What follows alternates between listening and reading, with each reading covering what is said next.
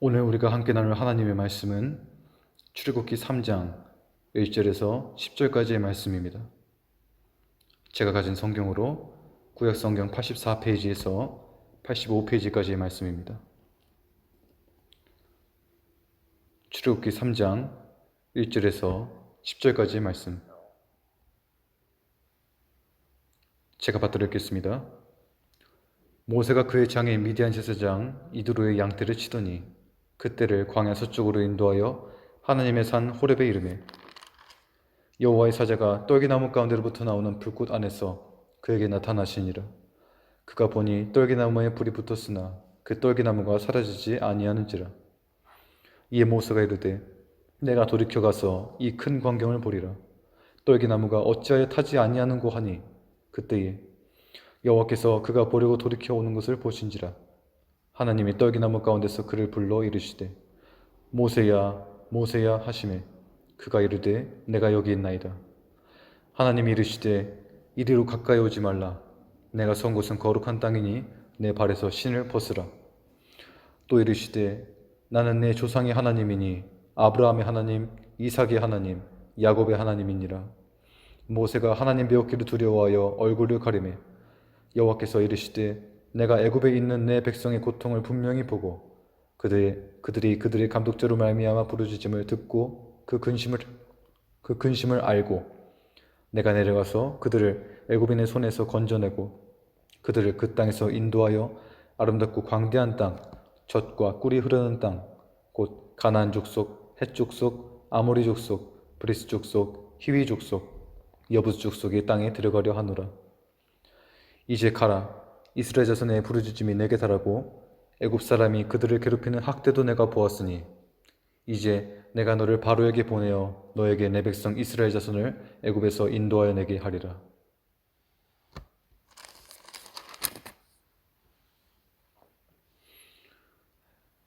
오늘 본문은 모세가 어떻게 하나님의 백성의 인도자로서 부르심을 받았는지와 하나님께서 이스라엘 자손의 구원을 어떻게 시작하실지를 알리시는 그러한 본문입니다. 우리에게 매우 잘 알려져 있고 또 자주 설교된 본문이지만 그만큼 우리가 모르는 것들이 있고 우리에게 큰 은혜를 끼칠 내용들이 숨겨져 있습니다. 우리가 함께 그 내용을 살펴보고자 합니다. 먼저 3장 1절은 모세가 그의 장인 미디안 제사장 이드로의 양떼를 치더니 라는 말로 시작합니다. 모세의 일상생활을 담고 있는데 모세가 미디안 땅에 거주한 지 오랜 시간이 지나서 사도행전 7장 30절에 의하면 미디안 땅에 거주한 지 40년이 지났을 때, 즉 모세가 40세가 되었을 때 미디안 땅에 이르렀으니 이 40년이 지났을 때는 모세가 80세가 되었을 때입니다. 모세가 그렇게 아주 나이가 많은 사람이 되었을 때에 평소처럼 미디안 제사장, 자신의 장인인 미디안 제사장의 양떼를 치는 모습을 담고 있습니다. 모세는 그 양떼를 광야 서쪽으로 인도합니다.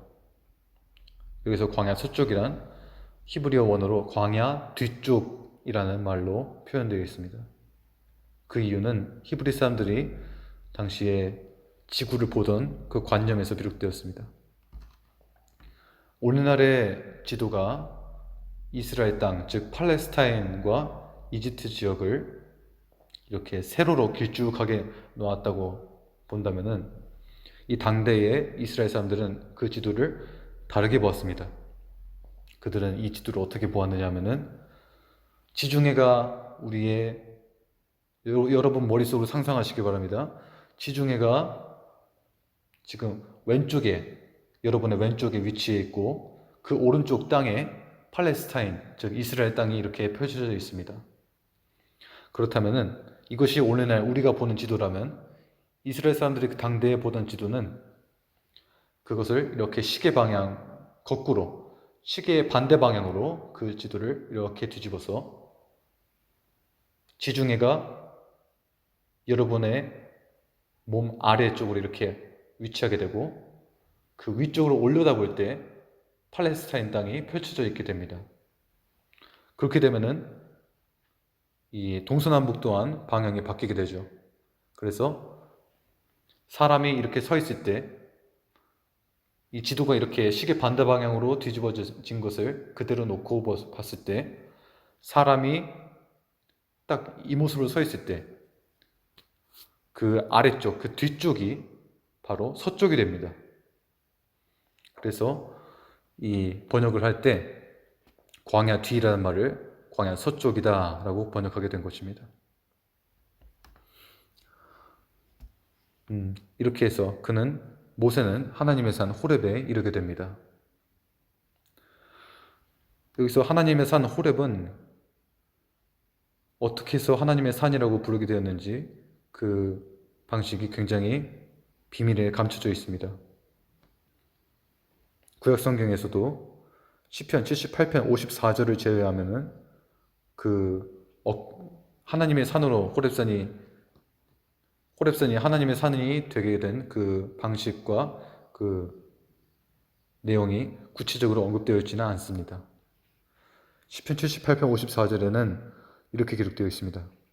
그의 오른손으로 얻으신 산, 하나님께서 그의 오른손, 그의 능력으로 얻으신 산이다 라고 되어 있습니다. 그래서 하나님께서 이 호렙산을 자신이 임재하실 처소로, 또한 훗날에 자신의 백성에게 임하셔서 율법을 주실 산으로 택하셨다는 것인데, 이 방식이 굉장히 비밀스러워서 오늘 본문에는 그대로 그냥 하나님의 산 호렙에 이르렀다라고 표현함으로써 모든 다른 세부적인 항목과 과정들을 생략해 버립니다. 이것은 하나님께서 거하시는 처소가 그만큼 비밀에 쌓여져 있고 사람들이 잘 알 수 없는 곳이라는 의미를 지니기도 합니다.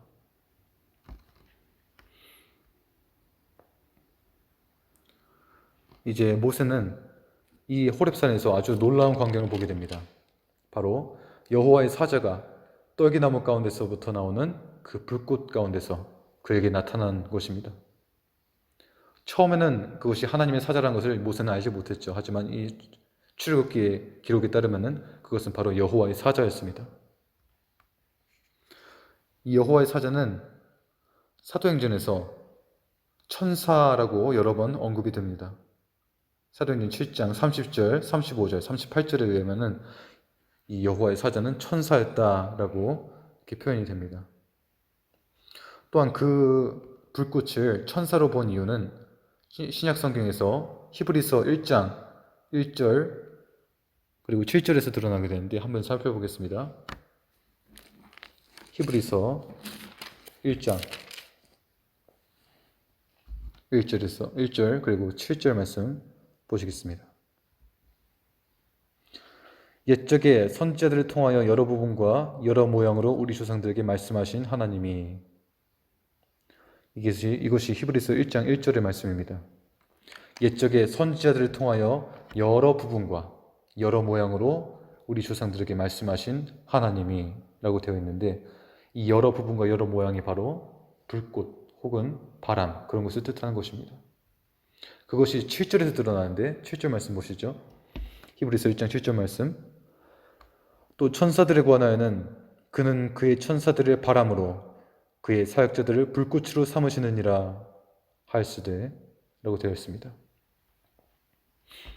그래서 우리는 이러한 본문들로 비롯해서 오늘 우리가 다루고 있는 본문 출애굽기 3장에서 나타난 여호와의 사자가 바로 천사이고, 하나님께서 그 불꽃, 즉 천사로서 천사가 불꽃으로 나타나게 하셔서 그 천사를 통해서 말씀하신 것으로 우리는 이 본문을 해석할 수 있습니다.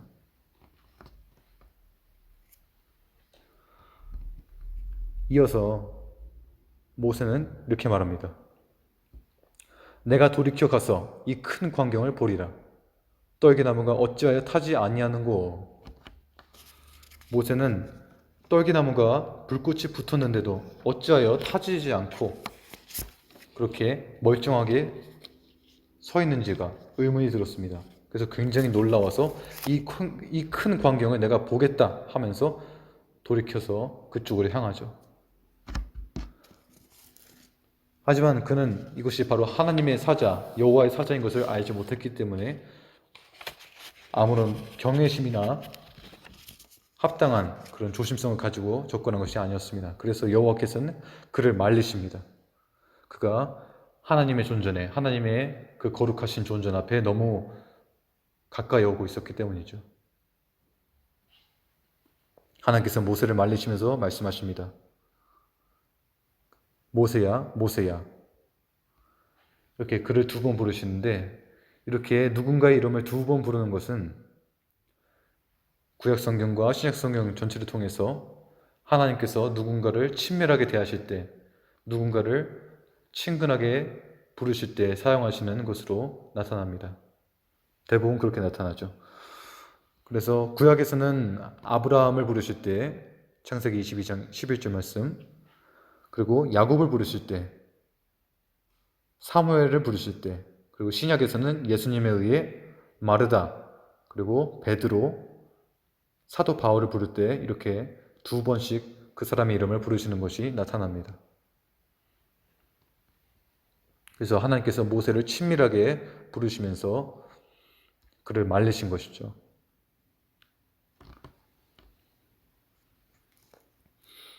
하나님께서는 이어서 모세가 대답하자 이렇게 말씀하십니다.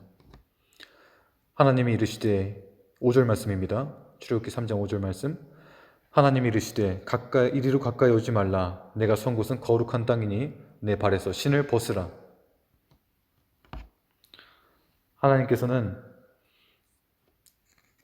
모세가 선 곳이 거룩한 땅이었기 때문에 신발을 벗어야 한다고 말씀하십니다. 이것은 무엇을 의미하는 것인가 하면은 바로 신발이 거룩한 땅에 합당하지 않은 그런 물건이다라는 것입니다. 당대 고대 사회에서 신발은 온갖 사막의 먼지와 흙과 더러운 것을 접하는 그런 물건이었습니다. 따라서 더러운 물건이었고 그것은 거룩한 장소에 어울리지 않는 물건이었습니다. 그래서 하나님께서 직접 천사를 통해서 임재하신 그 땅의 거룩함에 합당하지 않은 물건이었기 때문에 신발을 벗으라 이렇게 명령하신 것이었습니다. 이에 대한 근거로는 시편 60편 말씀 볼 수가 있는데요. 시편 60편 말씀에 보면은 이런 말씀이 있습니다. 시편 60편 8절에 이런 말씀이 있는데 에돔에는 나의 신발을 던지리라 라는 말씀이 있습니다. 여기서 하나님께서는 시편을 통해서 이스라엘의 원수들인 이방 족속들의 그 부정함과 더러움을 묘사하시면서 에돔에는 나의 신발을 던지리라 라고 말씀하십니다. 이스라엘의 형제이자 그들의 원수였던 에돔 족속은 하나님에 의해서 이렇게 하나님께서 자신의 신발을 던지시고 그 더러운 신발, 흙과 먼지가 묻은 더러운 신발을 두는 곳으로 표현이 됩니다. 그래서 그들에 대한 모욕과 저주를 나타내는 표현으로 이렇게 기록이 되죠. 이런 표현들과 문화적 관념을 살펴봤을 때 우리는 오늘 출애굽기 본문에서 하나님께서 신발을 벗으라고 하신 이유가 거룩한 땅을 오염시킬 수 없기 때문이었다는 것을 알 수 있습니다.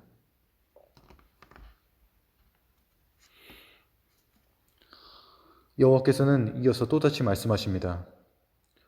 6절 말씀입니다. 출애굽기 3장 오늘 본문 6절 말씀. 또 이르시되 나는 내 조상의 하나님이니 아브라함의 하나님, 이삭의 하나님, 야곱의 하나님이니라. 하나님께서는 이렇게 말씀하심으로써 자신이 모세와 관련이 있는 분이시고 또한 모세의 조상인 아브라함과 이삭과 야곱과 맺으신 언약의 하나님이시다라는 것을 나타내십니다. 모세는 이 거룩하신 하나님을 뵙기를 두려워해서 얼굴을 가립니다.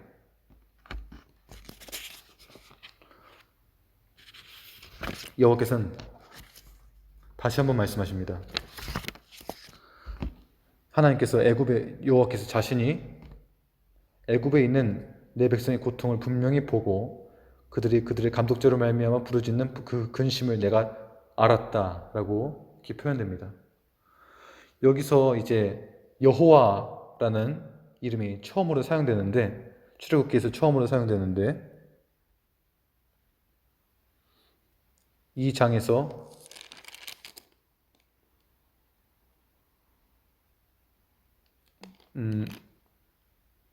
여호와라는 이름이 이렇게 사용된 것은 하나님께서 그의 언약을 기억하시는 분이시다라는 것을 강조하는 것입니다. 이 여호와라는 이름은 나중에도 살펴보겠지만 하나님께서 자신의 언약을 기억하실 때, 또 그러한 분이심을 상기시키실 때 사용되는 하나님의 이름입니다. 이제 뒤에 가서 다시 한번 이 내용은 다루겠습니다. 자, 여호와께서는 이렇게 우리가 앞서 살펴본 것처럼 애굽에 있는 이스라엘의 고통을 보셨고 그들의 근심을, 그들의 슬픔을 아셨습니다. 우리가 앞서 살펴본 2장에서의 내용과 일치하죠. 하나님께서 이스라엘의 사정을 다 보시고 아시고 계셨습니다. 그래서 하나님께서는 또 말씀하십니다. 8절 말씀, 내가 내려가서 그들을 애굽인의 손에서 건져내고 그들을 그 땅에서 인도하여 아름답고 광대한 땅, 젖과 꿀이 흐르는 땅, 그곳으로 인도하려 한다. 이렇게 말씀하십니다.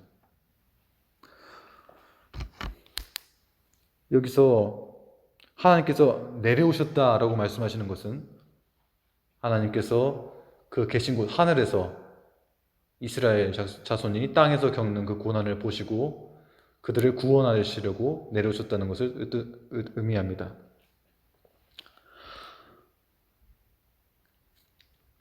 그리고 하나님께서는 그들을 인도하실 것인데, 건져내시고 인도하실 것인데 그곳이 어디냐 하면은 바로 아름답고 광대한 땅, 젖과 꿀이 흐르는 땅, 가나안 족속, 헷 족속, 아모리 족속, 브리스 족속, 히위 족속, 여부스 족속의 지방이었습니다. 이것은 굉장한 풍요의 상징을 나타냅니다. 젖과 꿀이 흐르는 땅, 아름답고 광대한 땅, 젖과 꿀이 흐르는 땅이라고 표현되어 있는데, 이것은 굉장한 그 풍요와 안락함의 상징입니다. 당대 유브라데스 강과 고대 중동에서 유브라데스 강과 티그리스 강, 그 바벨론 지역이죠. 그 지역과 지금 이 본문에서 설명된 가나안 땅을 중심으로 해서 애굽 땅까지 이렇게 긴 지역이 초승달 모양으로 되어 있어서 비옥한 초승달 지역이라고 이렇게 불렸습니다. 그만큼 이 약속의 땅은 부유한 땅이었고 풍요로운 땅이었습니다. 이 땅에 대한 묘사는 신명기에서 잘 나타납니다. 우리 한번 신명기의 말씀을 같이 살펴보겠습니다. 신명기 8장 6절에서 신명기 8장 7절에서 10절 말씀 보시겠습니다. 신명기 8장 7절에서 10절 말씀 제가 읽겠습니다.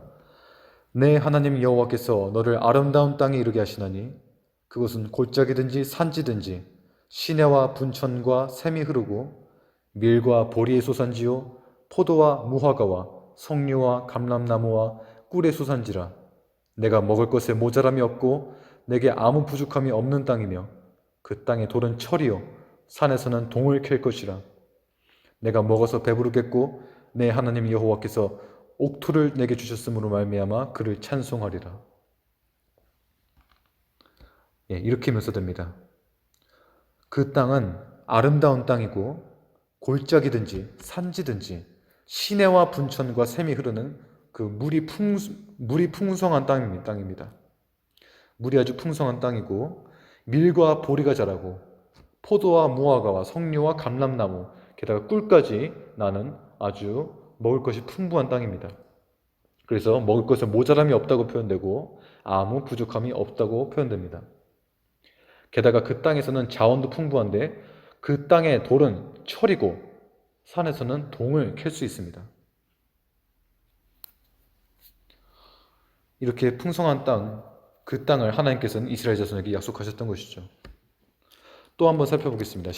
같은 신명기 말씀인데 신명기 11장, 이번에는 신명기 11장 10절에서 11절 말씀, 신명기 11장 10절에서 11절 말씀 보시겠습니다. 제가 읽겠습니다. 내가 들어가 차지하려 하는 땅은 내가 낳은 애굽 땅과 같지 아니하니 거기서는 너희가 파종한 후에 발로 물대기를 채소밭에 된 것 같이 할 거니와 너희가 건너가서 차지할 땅은 산과 골짜기가 있어서 하늘에서 내리는 비를 흡수하는 땅이요 또 12절 말씀입니다. 내 하나님 여호와께서 돌보아 주시는 땅이라 연초부터 열말까지 내 하나님 여호와의 눈이 항상 그 위에 있느니라. 이렇듯이 그 땅은 애굽 땅에서는 그 나일강 물이 범람할 때 그 물을 끌어다가 써서 범람할 때가 아니죠. 그 범람하고 나서 그 물을 끌어다가 써서 그 채소밭에 되었어야 했는데 이 땅은 그럴 필요가 없습니다. 사람의 노동의 수고로움이 별로 존재하지 않는 곳입니다. 이 땅은 산과 골짜기가 있어서 하늘에서 내리는 비를 흡수합니다. 비가 또르르 흘러내리고 그 흡수되어서 땅이 물을 머금고 채소가 잘 자랄 만한 토양을 만듭니다. 그리고 게다가 더 중요한 것이 있는데 바로 11장 12절 말씀에 내 하나님 여호와께서 돌보아 주시는 땅이라 연초부터 연말까지 내 하나님 여호와의 눈이 항상 그 위에 있느니라 라는 말씀이 있습니다. 이것이 제일 중요한 것이죠. 그 땅은 여느 다른 땅과 달리 하나님 여호와께서 이스라엘의 하나님 여호와께서 돌보아 주시는 땅이었습니다. 그래서 연초부터 연말까지 항상 내 하나님 여호와의 눈이 그 위에 있다라고 표현됩니다. 그렇기 때문에 그 땅이 귀중한 것이고 그렇기 때문에 그 땅이 복을 받은 것이었습니다. 하나님께서 그 땅과 함께 하시기 때문이었죠.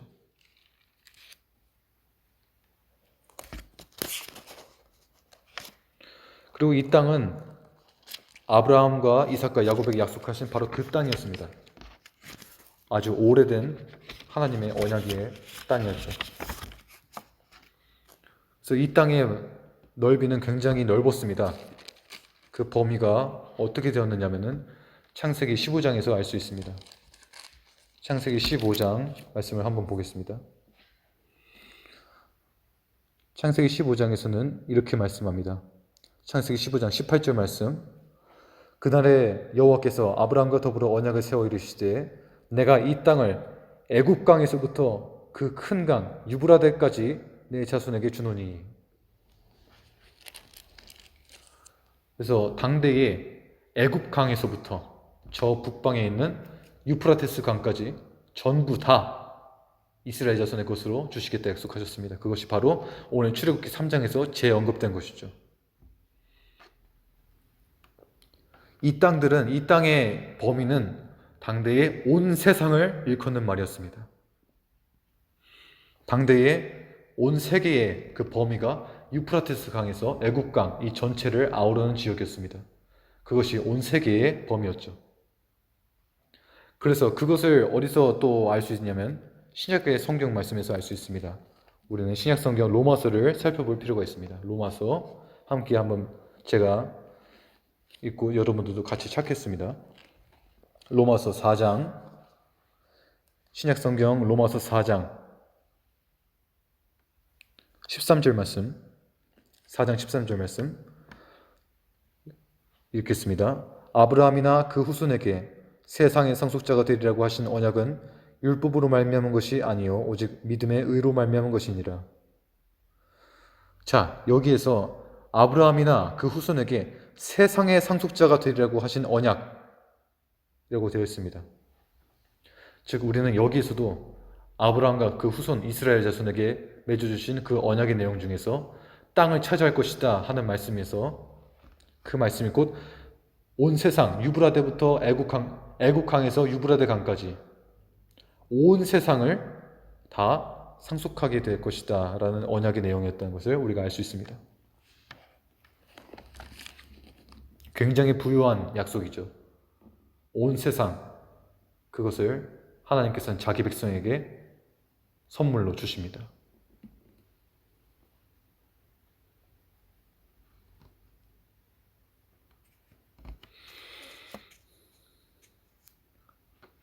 하나님께서는 이렇게 온 세상에 대한 약속을 다시 한번 모세에게 언급해 주십니다. 그리고 나서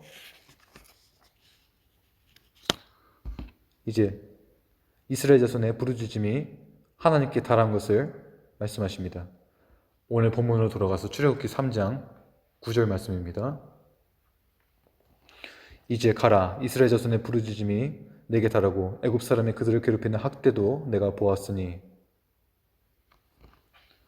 그래서 이렇게 하나님께서는 자신이 이스라엘 자손이 그 받는 괴로움과 학대를 다 알고 계셨고 다 보셨다는 것을 말씀하십니다.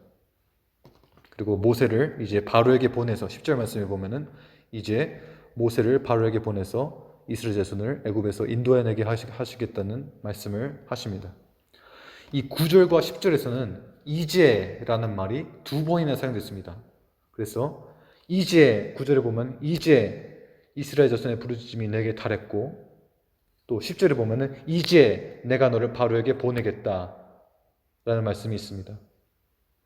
그렇게 해서 히브리어 원어로도 이것이 굉장히 강조되어 있는데, 이것은 이제 정말 그야말로 이제 이스라엘의 구원의 때가 이르렀음을 나타내는 말입니다. 모세가 이전에 자신을 통해서 하나님께서 구원하시는 것을 이스라엘 백성들이 깨달으리라고 생각했으나 그렇지 못했던 때와 달리 이제는 그 구원의 때가 이른 것이죠. 40년이나 지나서 말씀입니다. 모세가 그 일을 행했던지, 모세가 이스라엘 자손을 구원하려 했던지 40년이 지난 후 모세가 80세가 된 이 시점에서 이때에 이제 바로 이스라엘의 구원의 때가 이른 것입니다.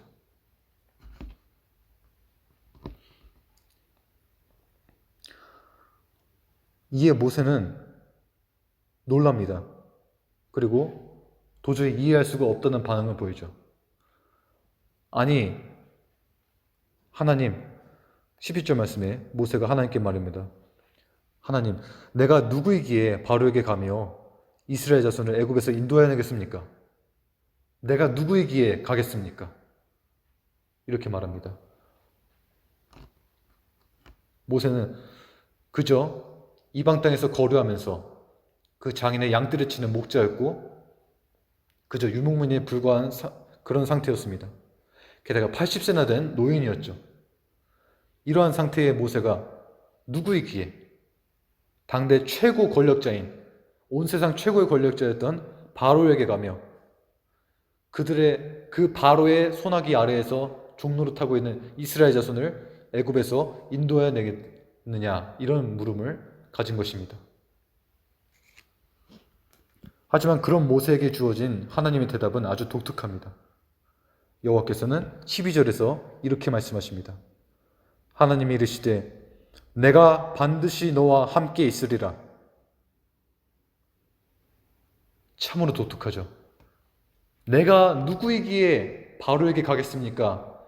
이스라엘 사람들을 애굽에서 인도해내겠습니까? 이렇게 물었는데 하나님께서 하시는 대답은 네가 누구인지에 관심이 있지 않고 내가 너와 함께 할 것이기 때문이다 라는 말씀을 하고 있습니다.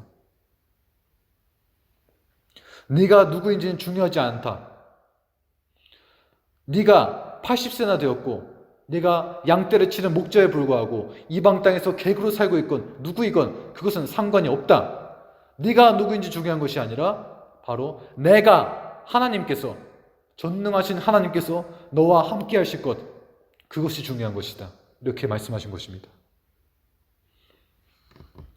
그래서 하나님께서는 내가 반드시 너와 함께 있으리라. 내가 그 백성을 애굽에서 인도하여낸 후에 너희가 이 산, 곧 호렙산이죠. 이 산에서 하나님을 섬기리니 이것이 내가 너를 보낸 증거니라 라고 말씀하십니다. 이렇게 충격적인 하나님의 선언이 있은 후에도 모세는 다시 한번 말씀을 드립니다. 모세는 하나님에게 이릅니다. 내가 이스라엘 자손에게 가서 이르기를, 13절 말씀입니다. 13절 말씀에 내가 이스라엘 자손에게 가서 이르기를 너희 조상의 하나님이 나를 너희에게 보내셨다 하면 그들이 내게 묻기를 그의 이름이 무엇이냐 하리니 내가 무엇이라고 그들에게 말하리이까. 자, 모세는 아직도 하나님께서 자신을 택하셔서 이스라엘 자손을 구원하게 하시려 한다는 말씀에 의문을 보이고 있습니다. 내가 이스라엘 자손에게 가서 너희 조상의 하나님이 나를 보내셨다, 이렇게 말하면은 분명히 그들이 이렇게 반응할 것입니다 라고 말하는 것인데, 바로 이렇게 반응할 것이라고 모세는 말합니다. 그들이 내게 묻기를 그의 이름이 무엇이냐 하리니 내가 무엇이라고 그들에게 말하리이까.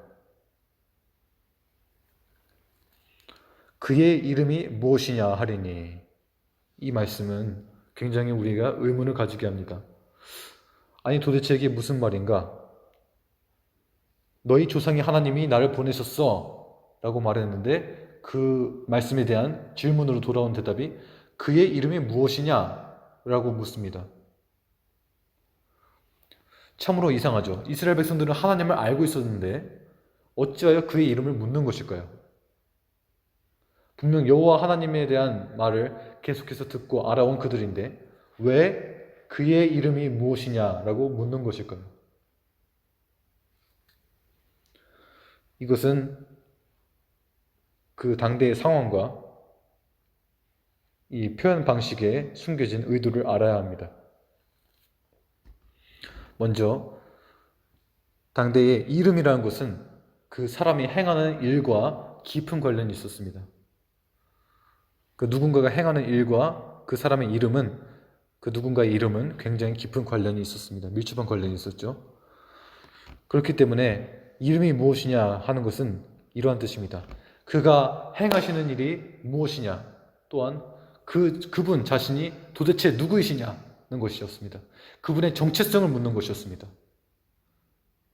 그분의 정체성이 무엇이냐, 그분의 정체가 무엇이냐, 도대체 그분이 하시는 일이 무엇이냐, 이런 물음이었죠.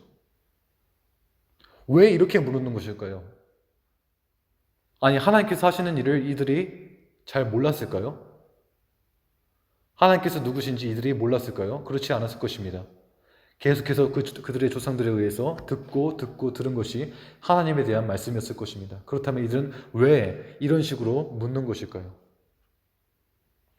우리는 여기서 요한계시록을 살펴보아야 합니다.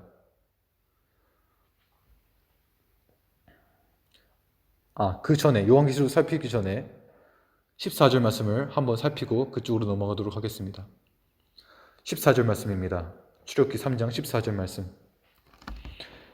하나님이 모세에게 이르시되 나는 스스로 있는 자이니라. 또 이르시되 너는 이스라엘 자손에게 이같이 이르기를 스스로 있는 자가 나를 너에게 보내셨다 하라. 이렇게 대답하십니다. 하나님께서는 그 질문, 이 이상한 질문에 대하여 나는 스스로 있는 자니라 라고 말씀하십니다. 여기서 스스로 있는 자이니라 라는 말씀은 굉장히 의역이 된 부분인데 이것에 대한 히브리어 원어는 바로 이것입니다. 나는 나일 자가 될 것이다.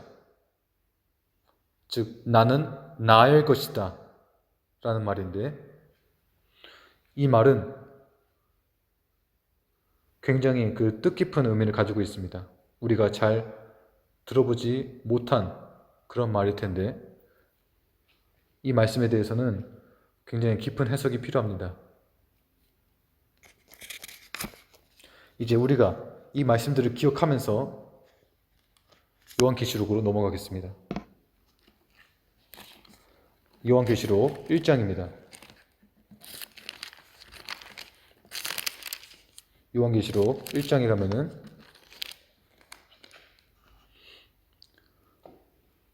요한계시록 1장 4절 말씀을 보겠습니다. 요한계시록 1장 4절 말씀입니다. 제가 읽겠습니다. 요한은 아시아에 있는 7교회에게 편지하노니 이제도 계시고 전에도 계셨고 장차 오시리와 그의 보좌 앞에 있는 7영과, 이런 말씀이 있습니다. 즉 여기서는 하나님께서 계시다라는 것이 강조되고 있습니다. 이제도 살아계시고 전에도 살아계시고 장차 오실 이 그분이 바로 하나님이시다라는 표현이 담겨 있습니다. 출애굽기에서는 이 말씀이 나는 나일 것이다 라고 표현됐다고 제가 말씀드렸죠. 근데 이 히브리어 원어는 바로 에흐예 아쉐르 에흐예입니다. 이것은 모모이다, 살아있다, 모모시다 라는 동사 하야가 모모이다라는 동사가 계속해서 두 번 반복된 것을 나타내는 것입니다. 그래서 그것을 신약 성경에 쓰인 헬라어로 번역하자면은 요한계시록 1장 4절에 있는 말씀과 똑같이 번역됩니다. 그래서 우리는 이 말씀이 출애굽기에서 나타내신 하나님의 이름이 이제도 계시고 전에도 계셨고 장차 오실 이라는 이 말씀과 이어지는 것이라는 것을 알 수 있습니다. 다시 말하자면은 하나님께서는 살아계시는 하나님이시다 라는 것을 우리는 알 수 있는 것이죠. 그렇다면 이스라엘 백성들은 왜 하나님의 이름을 물었고 하나님께서 누구이신지, 하나님께서 행하시는 일이 무엇인지, 하나님의 정체성이 무엇인지 그것을 물었고 하나님께서는 그 대답으로 나는 살아계신 하나님이시다, 나는 살아있는 하나님이다 라고 말씀하신 것일까요? 그 이유는 요한계시록과 출애굽기의 본문의 그 배경을 살펴봄으로써 알 수가 있습니다. 먼저 요한계시록을 한번 살펴보겠습니다. 요한계시록은 그 쓰여진 시기가 도미티아누스라는 황제에 의해서 그리스도인들에 대한 심각한 박해가 이어졌던 시기에 기록된 것입니다. 그 배경이 그렇게 심각한 박해의 심각한 박해의 기원을 두고 있기 때문에 굉장히 어려운 상황이었죠. 굉장히 심각하고 극렬한 그런 고통이 있던 상황이었습니다. 당대에는 그 도미티아누스 황제에 의해서 엄청난 박해가 가해졌습니다. 그리스도인들을 향해서 엄청난 박해가 가해졌는데 그 고통과 슬픔은 이루 말할 수가 없는 정도였습니다. 그 박해의 종류에는 콜로세움과 같은 그런 검투사 극장에서 검투사로서 싸우고 서로 죽이고 하는 그런 역할과 맹수들과 싸우게 하고 맹수의 밥이 되게 하고 또한 사냥개를 풀어서 사냥개들의 그 이빨에 물어 찢기게 하고 또한 사람을 살아있는 채로 장대에 매달아서 불에 태우고 죽이고 그것을 보면서 환호하고 자신의 이방 신들을 향해서 경배하게 시키고 황제를 신이라고 고백하게 하고 그렇게 박해를 가하던 심각한 박해 시기가 있었습니다. 이러한 시기에 하나님께서는 침묵을 하십니다. 하나님께서는 오히려 그 당시 교회의 지도자였던 사도 요한까지 반모섬으로 유배당하게 하십니다. 그리고 그 고난 당하는 동안에 계속해서 그 고난이 멈추지 않고 오히려 그리스도인들이 그리스도의 이름으로 인해서 핍박을 받도록 내버려 두십니다. 그러한 상황에서 그리스도인들은 많은 의문을 품었을 것입니다. 하나님께서 살아계신가? 하나님께서 이 상황을 알고 계신가? 하나님께서 이것을 보고 계신가? 우리의 부르짖음이 하나님께 들리는가? 하나님께서 살아계신가? 라는 의문이 들었을 것입니다. 그렇기 때문에 하나님께서는 드디어 그러한 때에 사도 요한을 통해서 계시를 통해서 말씀하시는데 자신을 소개하십니다. 이렇게 소개하시죠. 이제도 계시고 전에도 계셨고 장차 오시리. 이제도 살아계시고 전에도 살아계셨고 장차 오실 이이시다. 오셔서 심판하시고 구원하실 이이시다. 라는 것이죠. 내 백성아, 나는 살아있다. 라고 말씀하신 것입니다. 그렇다면 이 똑같은 문맥을 이어나가는 출애굽기 오늘의 본문을 살펴보겠습니다. 출애굽기 오늘의 본문은 이스라엘 백성의 고난을 똑같이 요한계시록처럼 다루고 있습니다. 여러분, 430년입니다. 430년 동안 이스라엘은 애굽에서 종살이했습니다. 그 엄청난 세월, 도저히 끝나지 않을 것 같은 세월, 430년, 그 430년의 종살이, 그것이 얼마나 고통스러웠겠습니까? 얼마나 말로 다할 수 없이, 형언할 수 없이 아팠고 괴로웠겠습니까?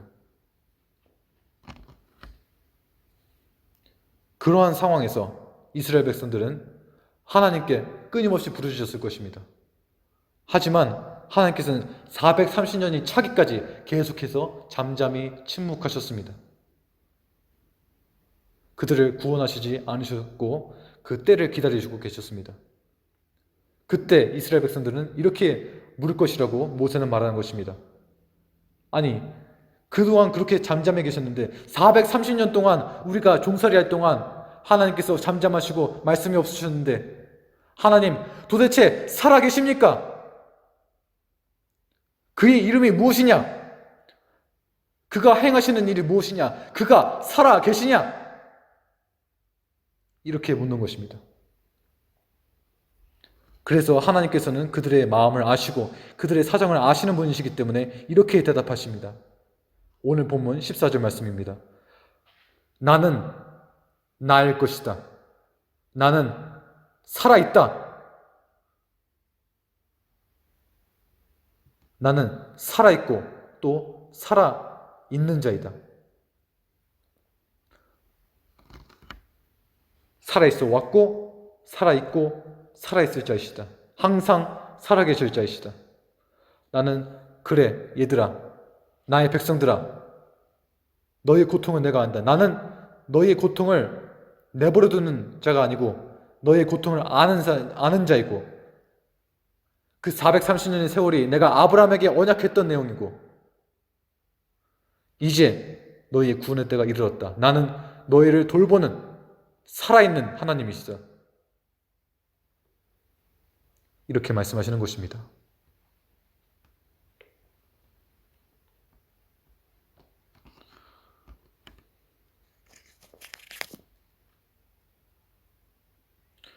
그래서 그 다음에 이제 15절 말씀, 오늘 본문 출애굽기 3장 15절 말씀에는 또 하나님께서 이렇게 이어나가십니다. 하나님이 또 모세에게 이르시되 너는 이스라엘 자손에게 이같이 이르기를 너희 조상의 하나님 여호와 곧 아브라함의 하나님, 이삭의 하나님, 야곱의 하나님께서 나를 너에게 보내셨다 하라. 이는 나의 영원한 이름이요 대대로 기억할 나의 칭호니라.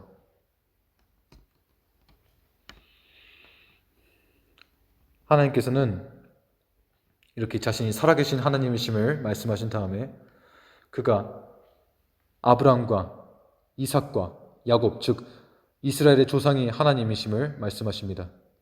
이전에도 한번 제가 언급했지만 이것은 바로 하나님께서 자신의 언약을 지키시는 자이시다라는 사실을 나타내는 것입니다. 이 세 사람 아브라함과 이삭과 야곱에게 하나님은 모두 언약을 하셨습니다. 그래서 그 언약의 하나님이심을 그 언약을 지키시는 하나님이심을 이 본문은 드러내는 것이죠. 그래서 하나님께서는 말씀하십니다. 15절에서 이렇게 말씀하시죠. 이는 나의 영원한 이름이요 대대로 기억할 나의 칭호니라. 여기서 기억할 나의 칭호니라 라는 말씀은 지크리라는 말로 되어 있습니다. 이것은 히브리어로 번역하자면 이런 뜻입니다. 나의 기억하게 하는 것이다. 그것은 나의 기억하게 하는 것이다. 나를 기억하게 하는 것이다. 그것이 바로 나의 기억할 칭호라고 번역되어 있는 것입니다. 이 말씀은 호세아에도 그대로 기록되어 있습니다. 호세아서 12장 5절 말씀을 한번 보겠습니다.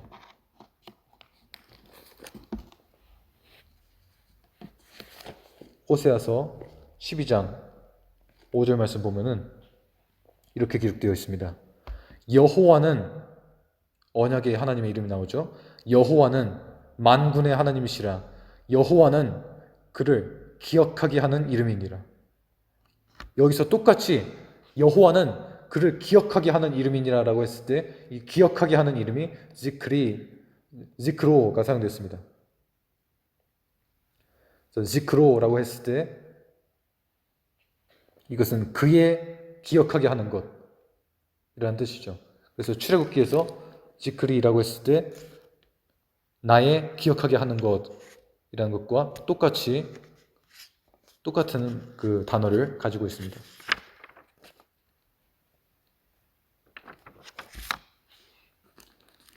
그렇기 때문에 이 기억하게 하는 것이라는 뜻에 합당하게 하나님께서는 아브라함과 이삭과 야곱의 이름을 언급하시면서 나는 그들의 하나님이다 라고 말씀하신 것입니다.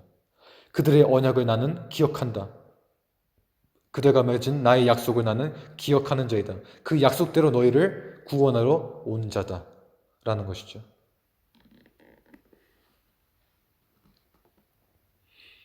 하나님이 이어서 더 말씀하십니다.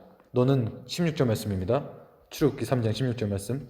너는 가서 이스라엘 장로들을 모으고 그들에게 이르기를 여호와 너희 조상의 하나님 곧 아브라함과 이삭과 야곱의 하나님이 내게 나타나 이르시되 내가 너희를 돌보아 너희가 애굽에서 당한 일을 확실히 보았노라. 여기서 이제 하나님께서 언약의 하나님이심이 다시 한번 드러납니다. 16절 말씀에 내가 너희를 돌보아 라고 되어 있는데 이 돌보다는 단어는 히브리어로 파카드입니다. 파카드라는 단어인데 돌보다라는 이 단어는 창세기에서 하나님께서 야곱에게 하신 그 예언의 내용과 일치가 되는 말씀입니다. 한번 살펴보겠습니다.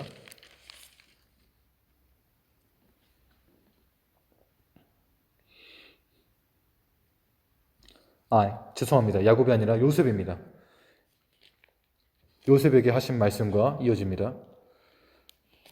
창세기 50장, 창세기 마지막 장이죠. 창세기 50장 25절 말씀에 요셉에게 하나님께서 예언하신 말씀과 오늘 출애굽기 본문의 말씀은 이어집니다.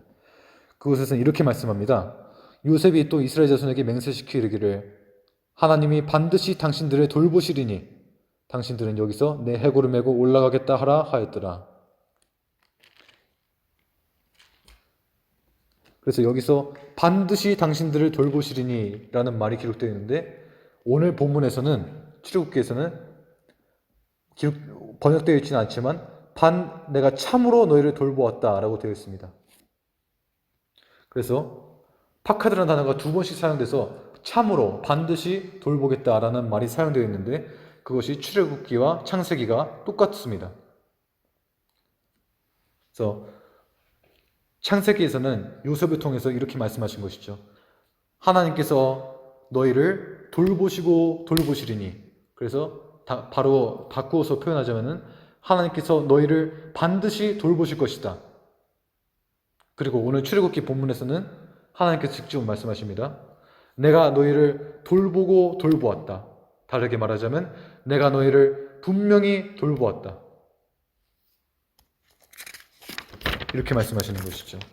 하나님께서는 그의 언약대로 그가 자기 백성에게 말씀하신 언약대로 이스라엘 자손을 돌보시려고 나타나신 것입니다.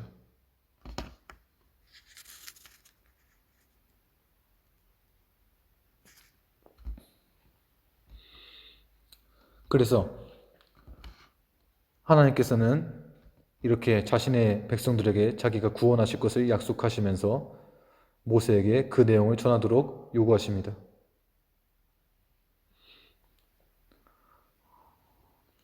18절 말씀 보면은 오늘 본문으로 돌아가서 오늘 본문 출애굽기 3장 18절 말씀 보면은 이제 하나님께서 모세에게 할 말을 다 이르십니다. 너는 그들의 장로들과 함께 애굽 왕에게 이르기를 히브리 사람의 하나님 여호와께서 우리에게 임하셨은즉 우리가 우리 하나님 여호와께 제사를 드리려 하오니 사흘길쯤 광야로 가도록 허락하소서라고 합니다. 그런데 그 뒤에 바로 이어서 이상한 말씀이 나옵니다. 내가 19절 말씀입니다. 내가 아노니 강한 손으로 치기 전에는 애굽 왕이 너희가 가도록 허락하지 아니하다가 이렇게 말씀하셨는데 그렇다면 왜 하나님께서는 강한 손으로 치기 전에는 애굽 왕이 이스라엘 백성을 가도록 허락하지 않은 것을 아시면서도 모세에게 장로들과 함께 가서 애굽 왕에게 우리를 내보내달라고 요구하라고 말씀하신 것일까요?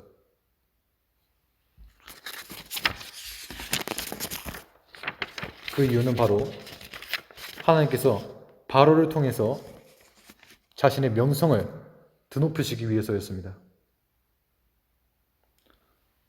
아니 무슨 이방의 하나님을 믿지도 않는 왕을 통해서 자신의 명성을 드높이시느냐 할 수 있겠지만 이 말 뜻은 그의 완악함으로 말미암아, 그 바로 왕의 완악함으로 말미암아 하나님께서 이루실 강력한 역사를 통해서 하나님의 이름이 빛나게 될 것이라는 뜻입니다. 하나님께서는 그것을 바로 이스라엘 백성들을 구원하실 방식으로 택하셨기 때문이었죠. 그래서 우리가 잘 알고 있듯이 하나님께서는 여러 기적들로 애굽을 치셨고 그 도중에 바로의 마음을 강팍하게 하십니다. 바로가 그 모든 이적들을 맛보고도 이스라엘 백성들을 계속해서 보내지 않도록 하시다가 결국에는 장자가 죽게 되는 그 끔찍한 재앙, 그것을 통해서 드디어 애굽의 모든 심판을 내리시고 바로의 마음이 드디어 항복을 하게 되는 그런 역사를 이루시죠. 이 말씀에 대해서 로마서는 하나님께서 그의 능력을 보이시고 그의 이름이 온 땅에 전파되게 하기 위해 바로를 세우셨고 하나님께서는 원하시는 자를 강팍하게 하신다고 말씀합니다. 그래서 하나님께서는 이 바로와 같이 이방 왕을 사용하셨더라도 그 왕의 성격을 강팍하게 하시고 자신의 백성을 압제하게 하셔서 그렇게 하는 방식으로 하나님의 이름이 그 심판으로 말미암아 온 세계에 널리 퍼지게 하십니다. 그러한 광대한 역사적 계획이 하나님께 있었던 것이죠.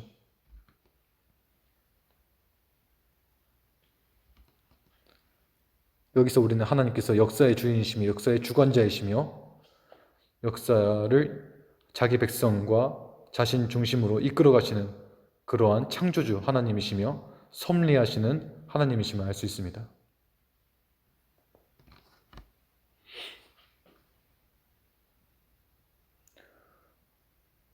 그래서 오늘 마지막 결론으로 21장 오늘 본문 출애굽기 3장 21절에서 22절 말씀을 보면은 하나님께서 드디어 이스라엘 백성이 그 애굽 땅을 떠나게 될 때에 애굽 사람으로 하여금 이 백성 이스라엘에게 은혜를 입히게 합니다. 그래서 나갈 때 빈손으로 나가지 않게 하시는데 여기까지도 하나님의 모든 언약의 내용에 포함된 내용입니다. 함께 창세기 15장 말씀을 보겠습니다. 창세기 15장 14절 말씀을 보면은 그들이 섬기는 나라를 내가 징벌할지며 그 후에 내 자손이 큰 재물을 이끌고 나오리라 라고 되어 있습니다. 그래서 오늘 말씀을 보면은 오늘 출애굽기 본문을 보면은 이 이스라엘 사람들이 빈손으로 나가지 아니하고 여인들은 모두 그 이웃 사람과 자기 집에 거류한 여인에게 은폐물, 금폐물, 의복을 구해서 그 자기의 자녀들을 꾸미게 됩니다. 이것을 하나님께서는 22절에서 너희는 애굽 사람들의 물품을 약탈할 것이다 라고 표현하십니다. 우리말로는 취하리라 라고 되어 있지만 히브리 원어로는 약탈할 것이다 라고 되어 있습니다. 이것은 하나님께서 그 오랜 종살이에 대한 이스라엘 백성에게 주시는 보상이었고 또한 애굽의 심판과 이스라엘의 구원에 합당한 결과였습니다.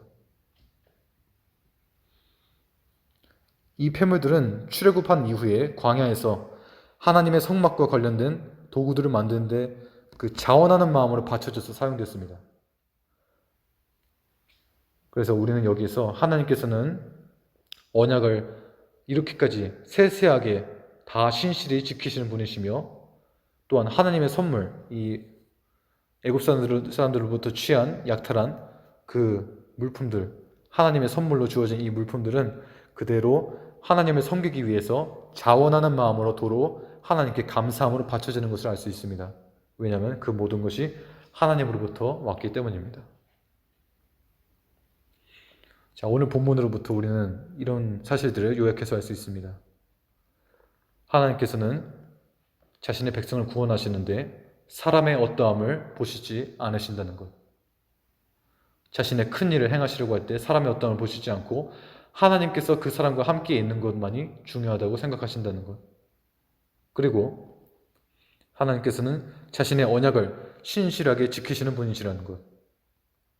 아무리 하나님의 침묵이 오랫동안 이어지는 것 같고, 하나님께서 오랫동안 응답하시지 않는 것 같고, 암담한 상황이 계속해서 이어지는 것 같아도 사실상 하나님께서는 자신이 정하신 때를 기다리고 계시며 자기 백성을 향한 구원의 계획을 한 번도 취소하신 적이 없으시다는 것입니다. 그리고 그로 인해서 주어지는 보상은 모두 우리가 하나님께 감사함으로 도로 바치게 되며 그것으로 우리가 영광스럽게 하나님과 함께 살게 될 것이라는 사실을 우리는 알 수 있습니다. 기도하시겠습니다. 하늘에 계신 우리 아버지 하나님, 감사합니다. 오늘 우리가 출애굽기 3장을 살피면서 하나님께서 자기 백성을 어떻게 구원하실 자로 모세를 세우셨고, 또 하나님께서 얼마나 그 언약을 신실하게 지키시는지를, 얼마나 세밀하게 지키시는지를 살펴보았습니다. 또한 자기 백성의 고난을 무시하는 분이 아니라 하나님께서 정하신 때를 기다리시는 분이시라는 것을 우리가 알게 되었습니다. 또한 하나님께서는 살아계신 하나님이시라는 것을 알게 되었습니다. 살아계신 하나님이시기에 우리가 믿고 의지할 수 있고 하나님께서 우리를 버리지 않으실 것을 알 수 있습니다. 하나님 아버지, 우리가 주 예수 그리스도 안에서 가진 믿음으로 말미암아 이 사실들을 기억하고 또 세상을 살아가면서 이 믿음을 가지고 강하고 담대하게 인내하면서 주님의 오심을 기다리고 준비하게 하여 주시옵소서. 우리 주 예수 그리스도의 이름으로 기도 올리옵나이다. 아멘.